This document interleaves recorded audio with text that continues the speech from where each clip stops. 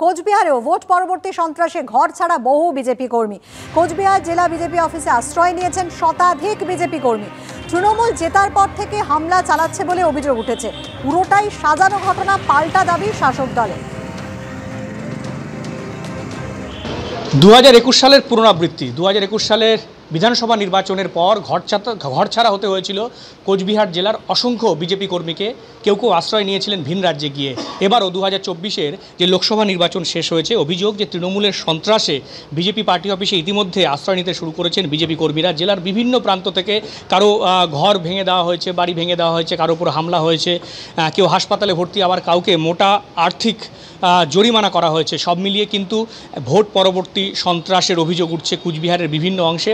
BJP কর্মীরা একে একে আক্রান্ত হয়েছে এবং এই মুহূর্তে দাঁড়িয়ে রয়েছি আমরা জেলা বিজেপি পার্টি অফিসে, এবং সেখানে কিন্তু ইতিমধ্যে বিজেপি কর্মীরা জেলার বিভিন্ন অংশ থেকে আসতে শুরু করেছেন এবং বিজেপির জেলা সভাপতি এবং উত্তরের বিধায়ক সুকুমার রায় এবং কোচবিহার দক্ষিণ কেন্দ্রের বিধায়ক নিখিল রঞ্জন দে তারা কিন্তু এখানে রয়েছেন এবং তারা খোঁজ খবর নিচ্ছেন যে আক্রান্ত বিজেপি কর্মীদের। কি বলবেন দাদা, অনেকেই আশ্রয় নিয়েছে পার্টি অফিসে? হ্যাঁ, এখন পর্যন্ত প্রায় 200-এরও বেশি ভারতীয় জনতা পার্টির কর্মী তারা পার্টি অফিসে আছেন। আর এমনিতেও আত্মীয় স্বজনের বাড়ি বিভিন্ন জায়গায় আছে। আমাদের বিশেষ করে দিনহাটা, শীতলকুচি, সিতাই এবং দক্ষিণ বিধানসভা, নাটাবাড়ি বিধানসভার মধ্যেই সন্ত্রাসটা বেশি। সরাসরি অভিযোগ যে পুলিশ কোনো কাজ করছে না জেলায় বিভিন্ন জায়গায়, যেখানে বিজেপি কর্মীরা আক্রান্ত হচ্ছে কিন্তু বিজেপি কর্মীদেরই গ্রেপ্তার করা হচ্ছে।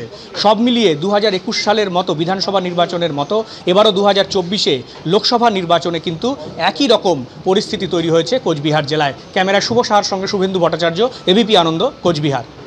একদিকে বহরমপুরের হার নিয়ে অধীর চৌধুরী বলছেন যে তাদের হয়তো মনে হয়েছে আমার পাশে দাঁড়ানো উচিত নয়, তাই তারা দাঁড়ায়নি।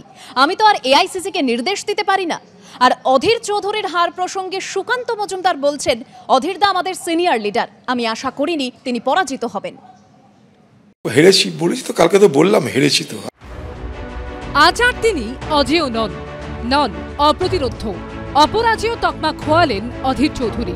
5 সাংসদ হওয়ার পর এবার তৃণমূলের ইউসুফ পাঠানের কাছে 85,000-এর বেশি ভোটে পরাজিত হলেন নবাবের জেলায় মুকুটহীন সম্রাট।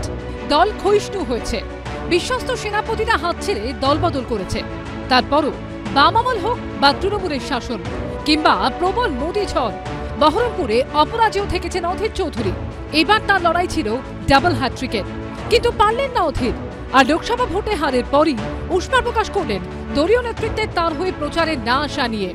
তাদের হয়তো মনে হয়েছে আমার পাশে দাঁড়ানো উচিত না, তাই তারা দাঁড়ায়নি। কি করতে পারি আমি তো অল ইন্ডিয়া কংগ্রেস কমিটির নেতাদেরকে ডিকটেট করতে পারি না। আমাদের মল্লিকার্জুন খাড়গে সাহেব শুধু মালদায় গেছিলেন, মুর্শিদাবাদ থেকে আসেনি, অথচ এখানে 2টো সিট আমরা লড়েছি। দিল্লির ব্যাপার আমি তাদেরকে কিছু বলতে পারবো না। তাদের মনে হয়েছে তারা আসেনি।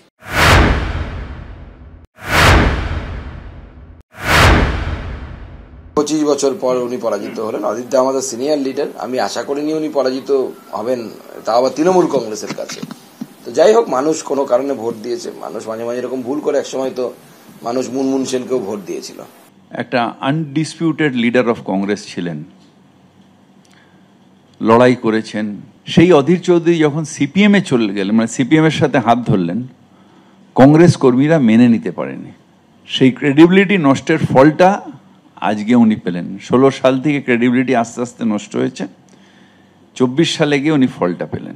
এবার কি করবেন বহরমপুরের একদা রবিনহুড? একটা সময় বিধানসভা এলাকায় ঢুকতে না পেরেও যিনি বিধানসভা ভোটে জিতেছিলেন, সেই অধীর চৌধুরীর রাজনৈতিক ভবিষ্যৎ কি? উজ্জ্বল মুখোপাধ্যায়, আশাবুল হোসেন ও শিবাশিস মৌলিকের রিপোর্ট, এবিপি আনন্দ।